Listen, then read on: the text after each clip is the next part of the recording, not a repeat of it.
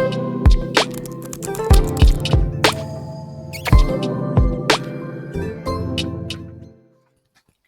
Guys, क्या कर रहे हो? तो एक बार फिर से स्वागत है आपका हमारे खूबसूरत यूट्यूब चैनल हिस्ट्री पे।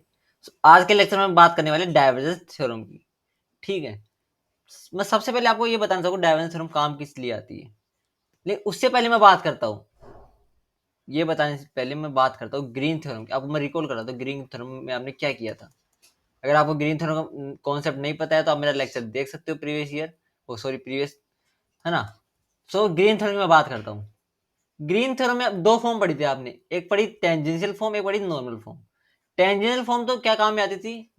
टेंजेंशियल फॉर्म जो काम आती थी मेरा सर्कुलेशन निकालने के लिए। किस काम में आती थी? सर्कुलेशन निकालने के लिए। और एक पढ़ी थी आपने नॉर्मल फॉर्म। नॉर्मल फॉर्म किस काम में आती थी मेरा? फ्लक्स निकालने के लिए। किस काम में? फ्लक्स निकालने के लिए, राइट। लेकिन अपने ने जो ग्रीन थ्योरम पढ़ी है ना, वो 2D में पढ़ी है, यानी आई कैप और जे कैप के कंपोनेंट पढ़ी है हमने ग्रीन थ्योरम, राइट।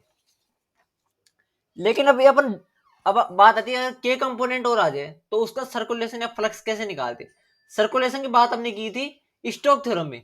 अब मैं ग्रीन थ्योरम से आगे जाता हूँ और मैं के कंपोनेंट इंट्रोड्यूस करता हूँ, तो उसमें फ्लक्स कैसे निकालोगे? तब अपने ने इंट्रोड्यूस किया डाइवर्जेंस थ्योरम को, यानी 3D में अपन आप फ्लक्स निकाल रहे हो तो हमने इंट्रोड्यूस किया डाइवर्जेंस थ्योरम को। ठीक है, अब डाइवर्जेंस थ्योरम को इंट्रोड्यूस करने से पहले एक और चीज आती है कि डाइवर्जेंस क्या होता है। तो डाइवर्जेंस मेरा क्या होता है? Divergence of F that is equal to del dot F. ठीक है, डेल डॉट एफ होता है मेरा डाइवर्जेंस है। अब मैं आपको इंट्रोड्यूस करता हूं डाइवर्जेंस थ्योरम क्या बोलती है। मैंने एक फंक्शन लिया m i cap n j cap plus p k cap. So अगर मैं एफ मेरा वेक्टर फील्ड में, ये मेरे को दिख रहा है ना, ये फंक्शन क्या है मेरा? वेक्टर फील्ड है। एफ मेरा वेक्टर फील्ड में है और जो भी इसके कंपोनेंट है एम एंड पी, ये फॉलो करते हैं, क्या फॉलो करते हैं?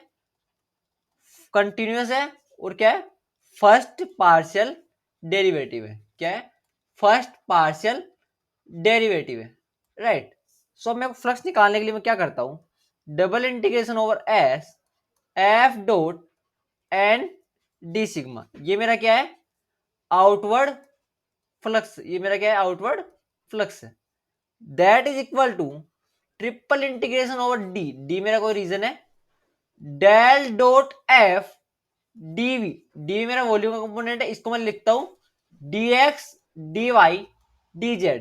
अगर आप पैरामेट्रिक इक्वेशन लेते हो तो ये आपका चेंज हो जाता है। ठीक है, अभी अपन बात करते हैं क्वेश्चंस की, तो उसके हिसाब से आपको समझ में आ जाएगा। सो क्वेश्चन है मेरे पास, use the divergence theorem, use the divergence theorem, find the outward flux of the f across the boundary of region d, right. So f मेरा क्या है? एफ मेरे पास है y i cap plus x y j cap minus z k cap. ये मेरा क्या है? एफ है। तो मैं सबसे मैं निकालता हूं डेल डॉट एफ। तो डेल डॉट एफ मेरे पास क्या आ गया? X minus one. ये आ गया मेरे पास डेल डॉट एफ आ गया मेरे पास, राइट। अब बात आती है कि लिमिट कैसे लिखे या पैरामीटराइज करे, क्या करे। सो आपके पास गिवन है X square plus Y square less than equal to 4 between Z is equal to 0 and Z is equal to X square plus Y square. अब जैसे कि मेरे को सिलेंड्रिकल कोऑर्डिनेट दे रखे है, सो मैं मानता हूं एक्स वाई प्लेन में x is equal to R cos theta and y is equal to R sine theta. अगर मैं इन दोनों को इसमें पुट करता हूं z में, तो मेरा z क्या आ जाएगा? R square. ठीक है, चलिए अब इंटीग्रेशन लिखते हैं। अगले पेज में अपन इंटीग्रेशन लिखते हैं। सो आउटर फ्लक्स के लिए मैंने लिखा S F dot N D sigma is equal to triple integration del dot F और डी वी। सो ये मैंने लिखा ट्रिपल इंटीग्रेशन और ये मेरा डेल डॉट क्या हो गया? X minus one. तो मैं एक्स को रिप्लेस कर दूंगा किससे? आर कोस थीटा से, राइट। अब डीवी की बात करते हैं अपन। हमने जो लिमिट निकाली, इधर आर की लिमिट कहां से कहां तक आई मेरी? आर की लिमिट मेरी आई 0 से टू तक, आर की लिमिट कहाँ से है मेरी 0 से 2 तक, और थीटा की 0 से 2 पाई तक, ये मेरी आर और थीटा की लिमिट है। और जेड कहाँ से कहाँ तक मेरा, जेड 0 से किधर जा रहा है, 0 से मेरा जा रहा है आर स्क्वायर तक, राइट। तो मेरे पास किस किस की वैल्यू है, जेड की वैल्यू, आर की और डी थीटा की। सो मैं इसको चेंज करता हूँ डीवी को D Z D R D theta में, ठीक है, ये आपने किया। लेकिन पोलर कोऑर्डिनेट में आपने एक चीज पढ़ी थी, अगर आप ये टर्म इंट्रोड्यूस कराते हो तो आपको आर लगाना होता है, ठीक है, तो मैंने आर लगाया।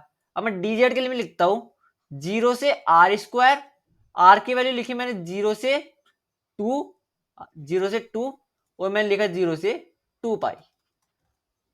इतना आपको समझ में आएगा, उम्मीद करता हूं इतना आपको समझ में आया होगा अच्छे से। अब मैं करता हूं इसका इंटीग्रेशन, ठीक है, तो इसको मैं एक बार फिर से लिखता हूँ, रीराइट लिखता हूँ। सो ये हो गया मेरा 0 से आर स्क्वायर, 0 से 2, 2 पाई, सॉरी 0 से 2 पाई, राइट। और ये हो गया मेरा R cos theta minus 1 R D Z D R D theta. अब मैं डी जेड के रेस्पेक्ट इसका इंटीग्रेशन करता हूँ, ठीक है।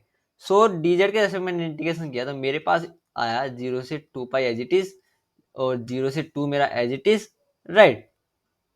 ये हो गया मेरा आर की पावर कोस, आर की power 4 cos theta minus R cube D R D theta. अब आप बोलोगे ये कैसे लिख दिया, अगर मैं डी जेड का इसमें कंपोनेंट नहीं, जेड की मैं ये वैल्यू लूंगा और जेड के ऊपर मैं लिमिट लगाता हूँ 0 से आर स्क्वायर की, तो मेरा क्या आएगा, आर स्क्वायर आएगा, राइट। तो ये मेरा ये बन गया। अब मैं इसके बाद में क्या करता हूँ, डी आर के रेस्पेक्ट में इसका इंटीग्रेशन करता हूँ, तो ये मेरा हो गया 0 से 2 पाई आर की power 5 by 5 cos theta minus R की पावर 4 बाई 4, और ये मेरा हो गया 0 से 2 डी थीटा, राइट। अब मैं इसको फर्दर सिंप्लीफाई करता हूँ, तो ये मेरा हो गया 0 से 2 पाई 32 by 5 cos theta minus 4 D theta. अब इसको थीटा के रेस्पेक्ट में इंटीग्रेट करोगे आपका आ जाएगा माइनस का 8 पाई। सो आज के लेक्चर में इतना ही, मिलेगा आपको अगले लेक्चर में। Thank you very much.